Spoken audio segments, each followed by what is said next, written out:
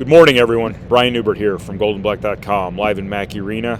Unfortunately, at 12:40 a.m., because ESPN had to put this freaking game on at 9 p.m.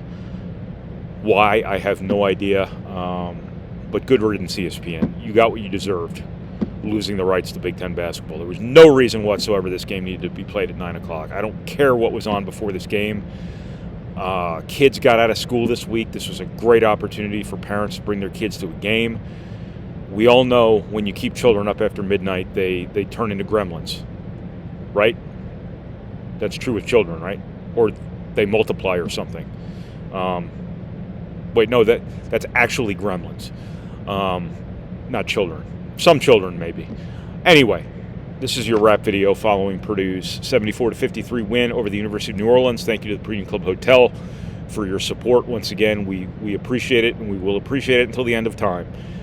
Purdue wins 74-53 once again. I think, the circumstances of this game make a 300-plus net rankings win a much better win than the resume will show. I think having to play with Ross-Ade was a really valuable experience for Purdue. I think that they had to play without the guy that they've relied on for damn near everything this year. I think I wrote yesterday that he has been Purdue's load-bearing wall, he has been their floor, and he has been their ceiling, which consequently would also make him their roof.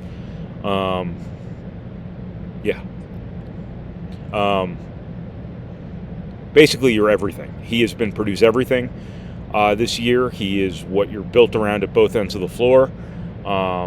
Influences everything Purdue does.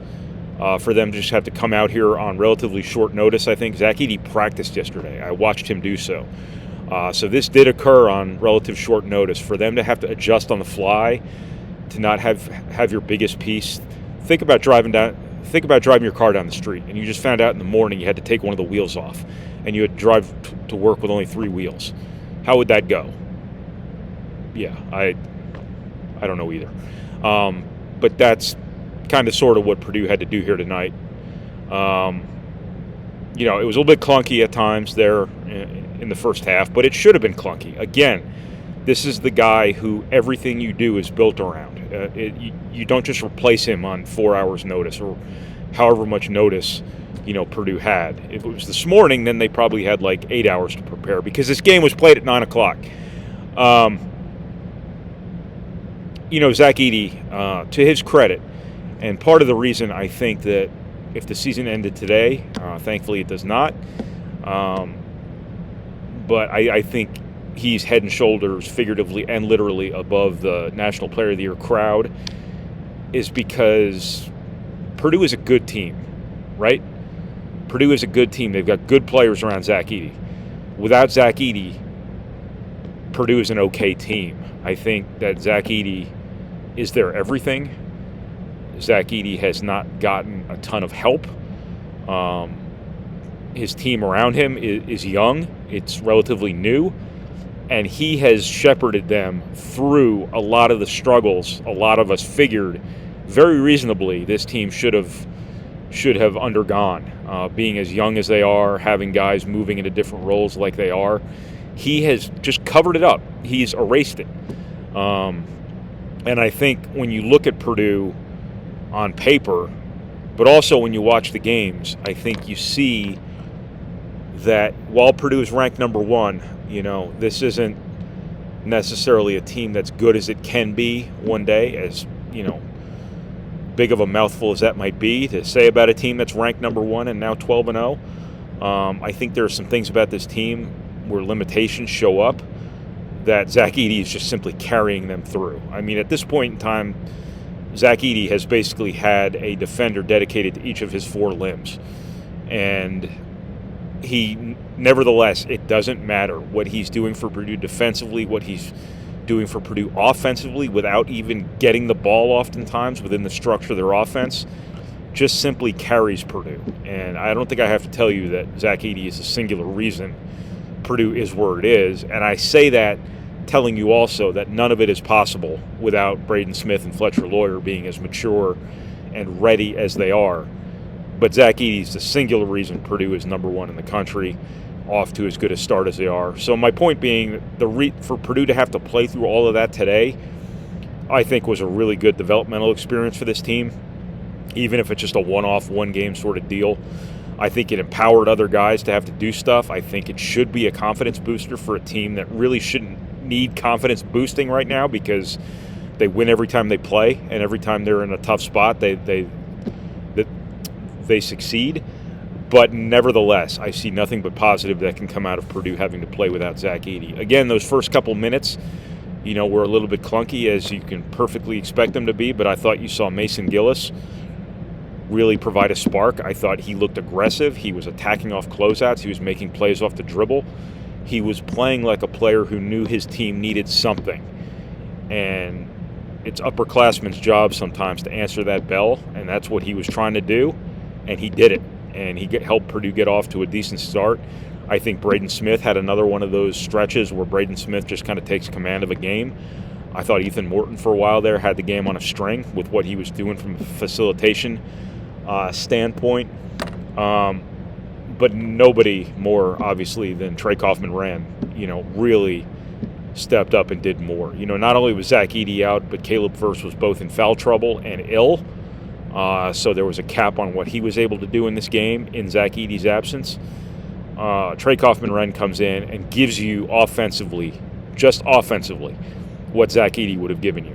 He gets 24 points, 8 of 10 shooting, draws 8 fouls, goes 8 of 10 from the foul line. That is Ross-Ade's line. And Trey Kaufman-Renn gave that to you off the bench, playing 25 and a half minutes. The thing about this, and it speaks to the depth Purdue seemingly has, not at every position, but in the front court especially, it speaks to Purdue's depth, and it speaks to the caliber of quality player that Purdue's been able to stack one on top of the other here. Trey Kaufman-Renn, if you put him on a different team right now and he was playing this role every night, this is what you'd be getting most nights. If you put him out there in this very scenario every night to this extent, in this role, running this very Travion Williams-ish offense that they're running for Trey Kaufman-Renn, if you did this every night for him, this is what you'd get more often than not. This wasn't some rando backup coming in and having the night of his life when opportunity presented itself. This is what Trey Kaufman-Renn is. This is the caliber of player Purdue has, as on a lot of nights, it's fourth front court player in the rotation. This is what they've got on their roster, and that speaks to what Purdue's been able to get in this program, from a caliber of player perspective. And the reason that every time this season somebody says Purdue's doing more with less, I'm going to keep arguing that Purdue's got good players, whether people want to recognize that or not. Purdue's got a lot of good players. They don't have as many at some positions as they have in the front court, but they've got good players. Trey Kaufman-Renn's a damn good player who'd be starting, for a lot of top 25 teams right now. And he's Purdue's, a lot of nights, fourth front court guy. Now, that could change on any given night. We all know circumstances happen. Here, Ross-Ade, just got sick, missed a game. If Ross-Ade wasn't playing 30-plus minutes every single game, Trey Kaufman-Renn would be getting, 5 or 6 more minutes a game, probably 2 or 3 more offensive touches, consequently 2 more shots, whatever it might be. And, but, Purdue's in this position where you've got all these good players, and winning's got to be enough for them. Being part of something bigger than themselves has to be enough for them. And that's really going to kind of fly in the face of the way college sports are going right now. This is becoming much more of a mercenary type of business. I'll never blame a player for looking out for his best interests and looking for greener grass and more opportunity somewhere else, knowing full well that that's not always promised to you when you move. But Purdue has done a really nice job, not only getting good players in the program, but by every account, guys who are willing to commit to something bigger than themselves, even if it means they're not playing as many minutes, they're not getting as many shots as they might, prefer. Everybody wants to play more, everybody wants to score more, but Purdue's has this really healthy, buzzword culture going here. where you've got these guys who are capable of doing what Trey Kaufman-Renn did tonight, who are capable of doing what Caleb Furst has done oftentimes this season, who, are doing it in less of a role than they might be playing somewhere else. And they're being rewarded for it through winning, and they're being rewarded for it by having nights like this when they get their opportunities, and that's kind of the important part of it. But Trey Kaufman-Renn's a really good player right now. Caleb Furst's a really good player right now. They're going to be great players at Purdue, both of them. It's just a matter of when they get to come to the forefront. Trey Kaufman-Renn got his chance tonight. To his credit, he was ready to dominate, and he sure dominated. Now, offensively, there's still some improvement he's going to have to make defensively long term. I think he obviously didn't give you on the glass what Zach-Edey would have given you. I compared the stat line before, and that took a lot away from what Zach-Edey normally gives you. But he's going to be a good rebounder in time. He's going to do a lot of really positive things for this program over the course of time. And you saw tonight not what he's going to be, but what he is right now. And I think that was a really big deal for Purdue here tonight. This was just a really quality experience for Purdue. Again, you don't just take a player out like Zach-Edey at the 11th hour and just not miss a beat. Purdue missed Zach-Edey, but Purdue still wins pretty handily. They close that first half on a 24-2 run without Zach-Edey. They play through Trey Kaufman-Renn in the second half, and he gives you essentially what Zach-Edey offensively would have given you. I don't want to say they didn't miss Zach-Edey, because they sure as hell did. You can't not. But this was a really good opportunity for other guys to step up, and a bunch of dudes did. And that's a really positive thing for Purdue. I'm starting to repeat myself. You know how much I like to just say the same things over and over again, and then repeat those things, and then say them again, and then fall into the redundancy trap of saying the same things again, and then repeating myself, and then the vicious cycle takes over. So I'm going to cut it off right there before I get too redundant and repeat myself too many times. But it is December 22nd, and it is time for my annual heartwarming holiday message that I deliver at the end of every pre-holiday wrap video. Aside, I don't want to make it a constant topic here, my context and my circumstances, but thank you, everyone, very much. It is profoundly appreciated. Everybody who's come up to me, everybody who's sent their well wishes, things like that. It just, I get paid to describe things with words, and when I can't, that means I'm either really bad at my job or something is that overwhelming that I can't do it. And this is probably a combination thereof, but the latter is very much true. So that aside, thank you so much to everyone all year long for, supporting our product, for being with us through our jump from one platform to another, which went best case scenario and then some for us. We cannot be more grateful to you for making this all possible for us, this silly little endeavor where we watch basketball games and football games and then just tell you what happened.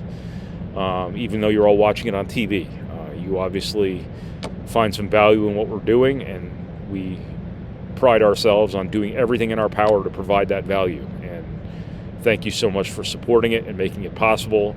We will never take it for granted. I will never take it for granted. So thank you once again. And I hope this holiday season is wonderful for you, whether it's Christmas, whether it's Hanukkah, whether it's Kwanzaa, whatever it is you celebrate. I hope you have a wonderful holiday season. Be grateful for what we all have here. Live for one another. Celebrate your wins. Find happiness wherever it is to be found. And just take every moment as it comes, folks. Because we're all very lucky to be here. So thank you, everyone, for watching this. Thank you for listening. Thank you for reading.